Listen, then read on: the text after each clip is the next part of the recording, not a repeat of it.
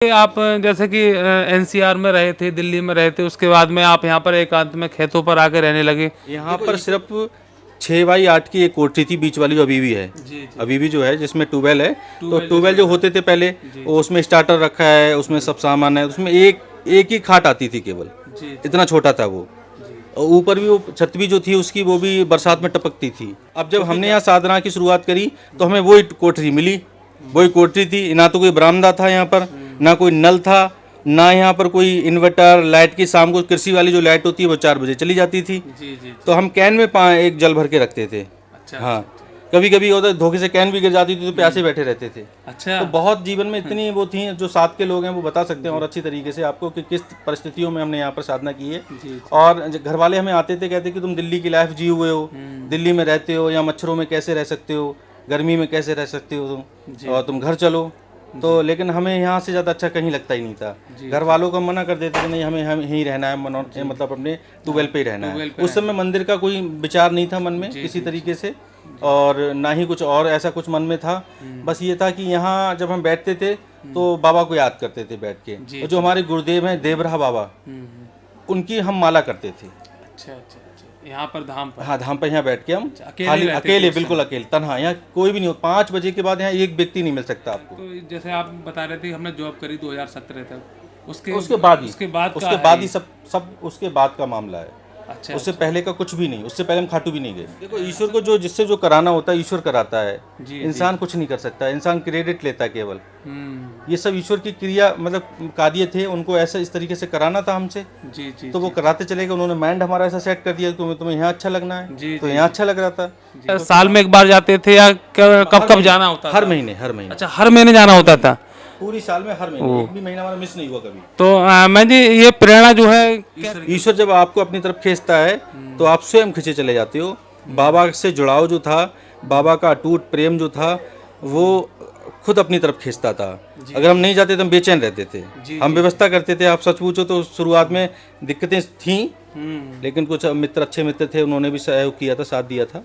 और हर महीने जाते थे, कभी भी रुकावट नहीं आई। अच्छा, बाबा को लाने की प्रक्रिया भी मैं आपको बताऊं। जब लॉकडाउन लगा था, और लॉकडाउन लगने के बाद में उस समय मैं खाटू में था, जो स्टील का जीना बना है उस पर खड़ा हुआ था। अच्छा। और वहाँ मतलब एक तरीके से आदेश पारित हुआ था कि अब लॉकडाउन लग जाएगा, अगली बार दर्शन करना बहुत मुश्किल हो जाए। तो मैं थोड़ा भावुक हो गया जीने पे खड़ा होकर। मैंने, बाबा हर महीने का सिलसिला तो टूट जाएगा, जो हर महीने का हमारा सिलसिला था कि हर महीने आना है। तो एक काम करो बाबा, आप हमारे साथ चलो हमेशा के लिए। ये शब्द मैंने बोले थे वहाँ खड़े हुए। क्या बात। मुझे नहीं पता था कि वो बाबा ने शब्द ऐसे सुने, वो वास्तव में चले आए। हाँ, वो रियलिटी ये थी। जब यहाँ इस तरीके चमत्कार होने शुरू हुए, तब मुझे वो बात अपनी याद आई कि मैंने तो बाबा से बोला था आप मेरे साथ चलो।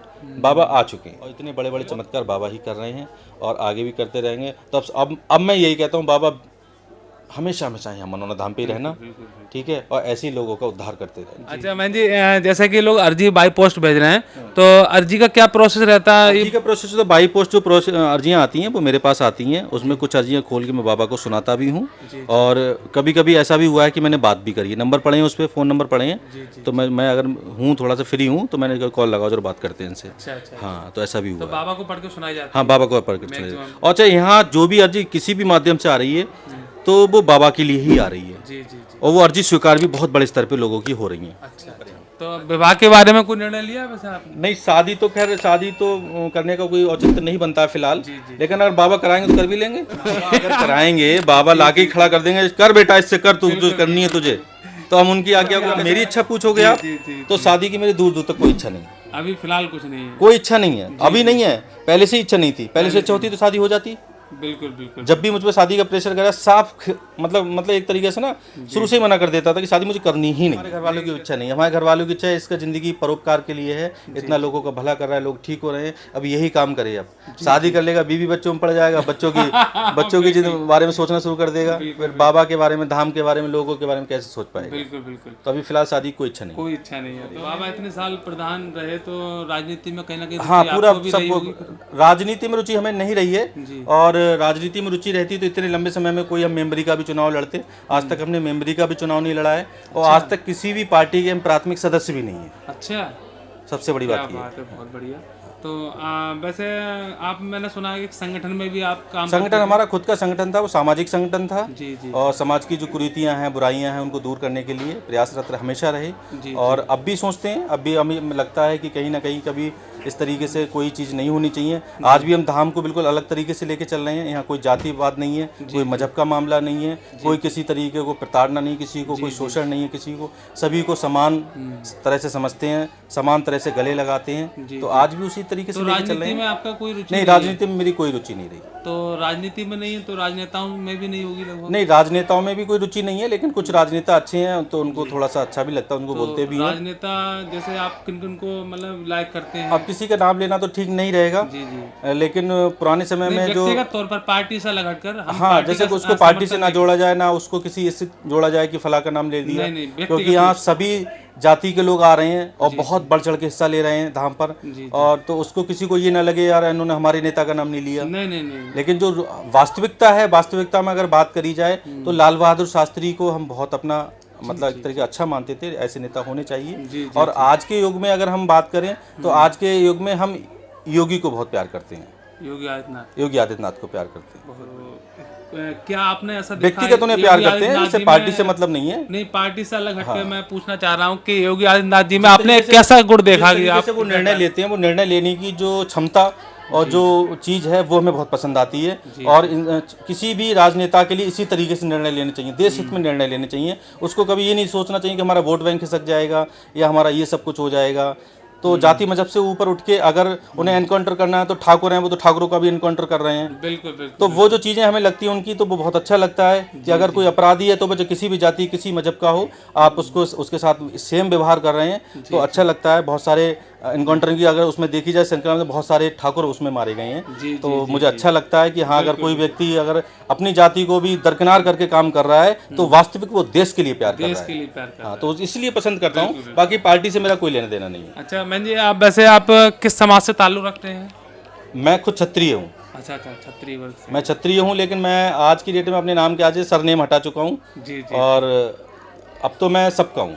और मेरे अंदर से फीलिंग, मैं आपको एक बात और क्लियर कर रहा हूँ आज, मेरे अंदर से फीलिंग खत्म हो गई है। जैसे कोई मुझे आगे बताता है कि हम ठाकुर हैं तो हमें कोई फीलिंग नहीं आती है जी। तो जो फीलिंग अगर नहीं आ रही है तो इसका मतलब आप नॉर्मल हो, सब समान हो गए। संत जो है सभी का होता है, उसके लिए जाति और इन मजहबों से पढ़ना नहीं चाहिए। अगर वो पढ़ रहा है तो आडम्बरी है, वो तो वो पाखंड कर रहा है। जी। डॉक्टर यहाँ पर जो MBBS MD डॉक्टर हैं वो रिकमेंड तक करते हैं कि हमारे बस में नहीं है, अब आप मनोना धाम जाएं। तो बहुत से लोगों को ये भी प्रश्न करते हैं कि ऐसे तो मेहनती महाराज जी जो है डॉक्टरों की रोजी रोटी छीन लेंगे, तो ऐसा क्या? डॉक्टर देखो, डॉक्टर भी ये भगवान का रूप होते हैं। और मैं भी हमेशा यहाँ पे मुझे लगता है कि इसको डॉक्टर ठीक कर सकते हैं। और तो मैं भी बोल देता हूँ जो अभी तुम डॉक्टर साहब को दिखा लो जाके, या हॉस्पिटल में चले जाओ, वहाँ चले जाओ। हमारा एक दूसरे का तालमेल होता है। ये दवा दारू ये सब चीज़ें चलती है ना, कहते हैं दुआ दवा और दुआ।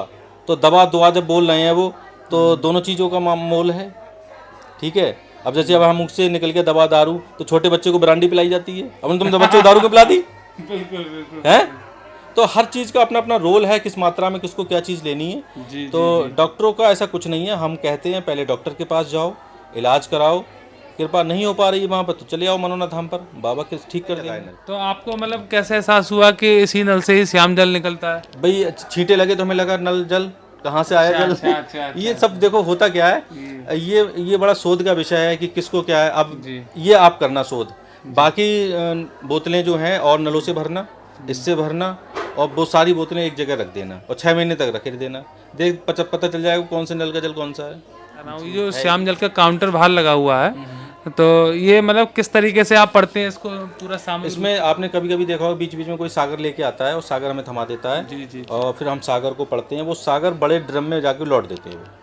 अच्छा। ठीक, वो अभिमंत्रित करके पूरा जल हो गया, वो ही बोतलें भरी जाती।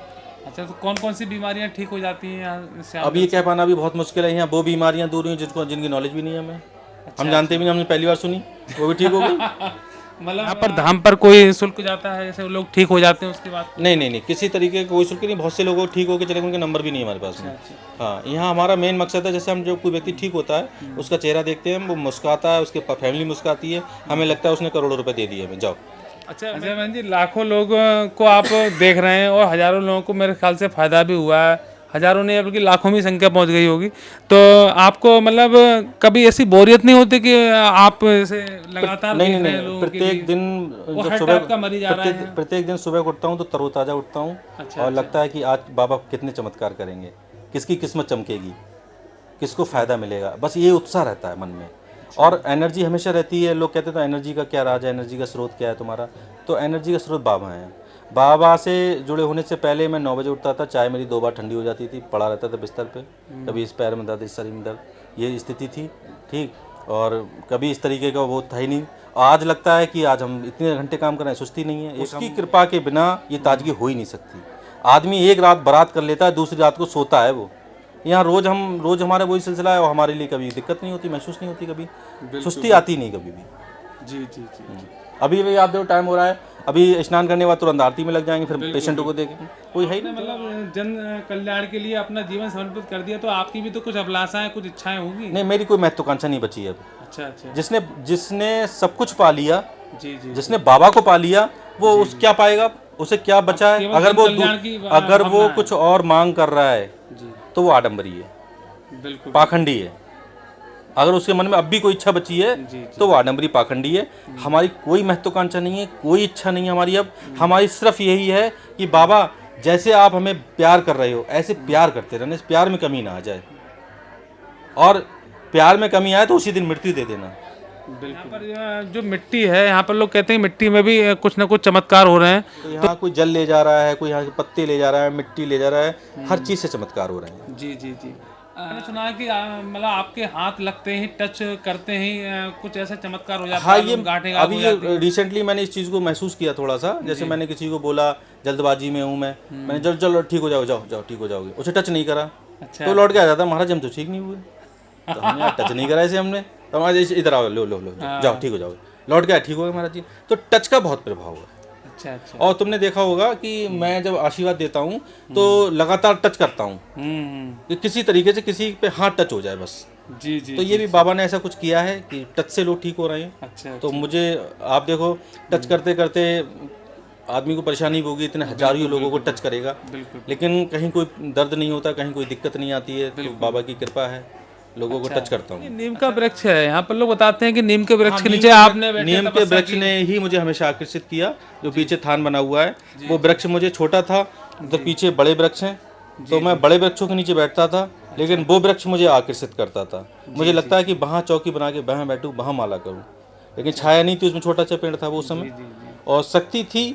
और इसी शक्ति नहीं होती तो इतने खेत हैं, इसी पे उंगली की उठती है हमारी। बिल्कुल। अच्छा मैन जी, मंदिर के नाम से तो लाखों लोग कुछ ना कुछ अपनी इधर श्रद्धा से अपने दान दक्षिणा देंगे, तो उसके लिए कोई बारकोड या कोई अकाउंट? बारकोड जो ट्रस्ट बना हुआ है मंदिर का, उसका बारकोड है ऑलरेडी। अच्छा। उसी वो को बारकोड को यूज करें। बाकी एक चीज़ और भी बोलूँगा मैं, किसी को भी मंदिर के नाम पे चंदा ना दे, कोई कहीं मांगे, कहीं किसी आउट ऑफ जगह पे, कि हम रसीद लेके आए, रसीद काट रहे हैं। मनोना धाम कहीं कोई चंदा नहीं ले रहा है, मनोना धाम कोई ऑनलाइन चंदा इस तरीके का नहीं ले रहा है। मनोना धाम दर्शन का कोई चंदा नहीं। आप लोग आते हो, किसी को पैसे पकड़ा के दर्शन करना चाहो, वो भी गलत है। लाइन में लग के दर्शन करो, नहीं करो बाहर से हाथ जोड़ के चले जाओ, पैसा मत दो।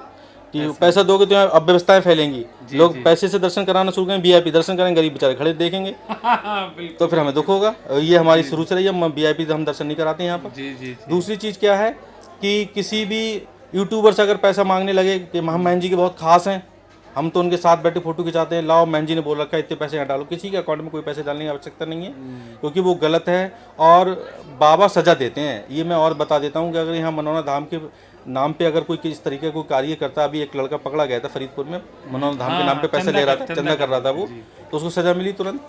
तो इस वजह से इस तरीके का कोई गलत कार्य मत करें। बाबा की असीम कृपा है, इस कृपा को समझें और थोड़ा सा ये भी सोचें कि यहाँ पर सब कुछ निःशुल्क हो रहा है। बाबा कर रहे हैं, बड़े बड़े चमत्कार कर रहे हैं, लोगों के घर में खुशियाँ ला रहे हैं, लोगों के चेहरों पे मुस्कान ला रहे हैं। तो उसमें किसी तरीका माइंड मत लगाओ। माइंड लगाओगे तो दिक्कत शुरू हो जाएगी, और लोगों को हो भी रही है बहुत बड़े स्तर पे। तो सब मतलब धाम से प्यार करो, ठीक है, इस भूमि से प्यार करो, बाबा से प्यार करो, और बच जाए थोड़ा तो महन से भी प्यार कर लो। बिल्कुल बिल्कुल, लास्ट में बचे तो बहुत बहुत धन्यवाद महन जी आपका, आपने इतना बहुमूल्य अपना समय दिया। जय श्री श्याम।